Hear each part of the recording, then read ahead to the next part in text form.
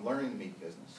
We open the store, and that store is doing about $2,500 worth of business a week. And I was making $35 a week. My meat cutter was making $150. His wife was making $100.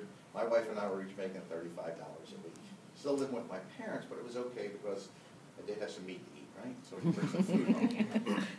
So we worked there in that particular store for about 2 years.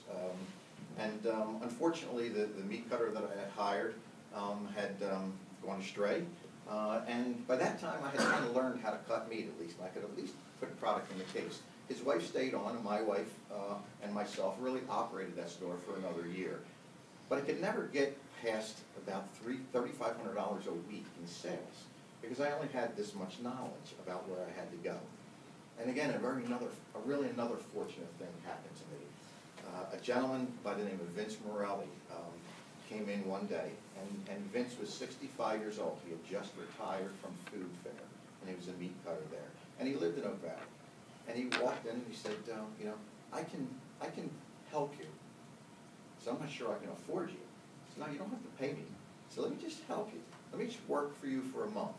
And if I can prove to you after a month that I'm worth something, he said, then you bring me on board. So you have to realize when you're doing $3,000 worth of business a week, which is not a lot of business, you're working from hand to mouth. So every day, whatever I collected in the cash register, the next morning at 5 a.m., I would go down to the market and I would buy what meat I needed that day, what produce, whatever it was I needed to bring back to the store to put into the meat case and hopefully sell enough that day to do the same thing. Now that was 6 days a week. I didn't have to go there on Sundays because the market was closed on Sundays, but the store was open on Sundays. So 7 days a week was typical. At that point in time, Vince comes in and he says, the only thing you have to do is let me do it my way. He said, let me do it my way for 30 days and see if I can't make a difference. So here's a guy who's got 45 years worth of experience. I have 2. Okay? So I am bright enough to know he knows an awful lot more than I do. So let me learn from him. Let me listen to him. Okay? So the first thing he does is cuts every piece of meat that I've got in my walk-in box and puts it in the case. And of course at that point I'm panicking. Thinking, oh my God, I'm not going to have any meat for tomorrow. I'm not going to have enough product. I'm not going to bring enough money in to be able to go to the market and buy meat. And he looked at me and he said, pile it high, watch it fly. Stack it low, it'll never go. And I never forgot that comment. And what he meant by that is when a consumer comes into a food establishment or a retail store like that, right? If they see an abundance of product, right? Abundance, lots and lots and lots of product, they feel as though it is fresher. They feel as though there's people shopping there, that this is the place people come. They wouldn't have that much product in their case if people weren't coming to shop. To create the perception is what was really needed.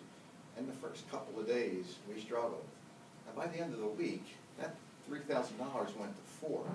And to make a really long story short, in 30 days, we went from $3,000 a week to $20,000 a week. Because of perception.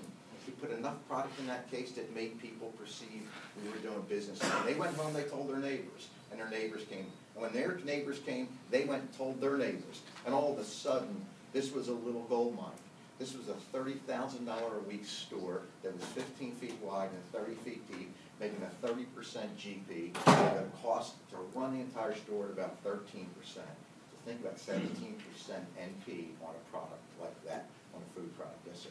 And you think that growth really just all from perception, or was there something else that went along with it? I think that there was some additional advertising which he really pushed us towards, which was, you know, put numbers out there to get people to come in, because you had to bring people in, right? When you get people in, you have the opportunity to do something with them. So you had to get them in. So we did a couple of things. We took 3 items that were what we thought were the most perceived value items that consumers looked at. It was a ground beef, it was veal cutlets, and sirloin steaks. They were the 3 things.